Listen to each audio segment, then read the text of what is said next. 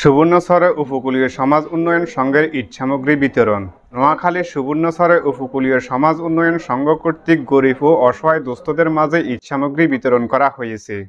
পবিত্র ঈদ উল ফিতর উপলক্ষে শনিবার ২৯ মার্চ সকালে উপজেলা ৮ নং মোহাম্মদপুর ইউনিয়নের করিমবাজারের সংস্থাটির প্রধান কার্যালয়ে প্রায় ২৫০ পরিবারকে ঈদ সামগ্রী দেওয়া হয়েছে। ঈদ সামগ্রী বিতরণ কর্মসূচি অনুষ্ঠানে উপকূলীয় সমাজ উন্নয়ন সংঘের সভাপতি মোহাম্মদ সানাউল্লাহর সভাপতিত্বে প্রধান অতিথি হিসেবে উপস্থিত ছিলেন উপকূলীয় সমাজ উন্নয়ন সংঘের উপদেষ্টা ও সুবর্ণচর উপজেলা বিএনপির অন্যতম নেতা জামাল উদ্দিন গাজী।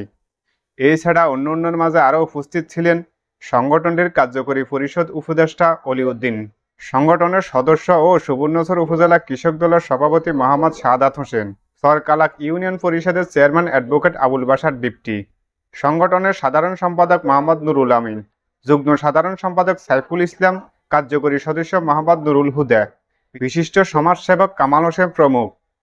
উপকূলীয় সমাজ উন্নয়ন সংঘটি ১৯৯৩ সালে প্রতিষ্ঠিত হয়। প্রতিষ্ঠার পর থেকে বিভিন্ন সামাজিক উন্নয়নমূলক কর্মকাণ্ডের পাশাপাশি প্রতি বছর গরিব ও অসহায় পরিবারের মাঝে ঈদ সামগ্রী বিতরণ করা হয়। আগামী বছরে বড় পরিসরে ঈদ সামগ্রী বিতরণ করা হবে বলে এমনটাই প্রত্যাশা করেন সংগঠনের সদস্যরা। এই ছিল হাতিয়া টিভির বিশেষ প্রতিবেদন, আর আপনাদের সাথে ছিলাম মোহাম্মদ ইসমাইল হোসেন। হাতিয়া টিভির পরবর্তী নিউজ পেতে হাতিয়া টিভির সঙ্গে থাকুন। ধন্যবাদ সবাইকে।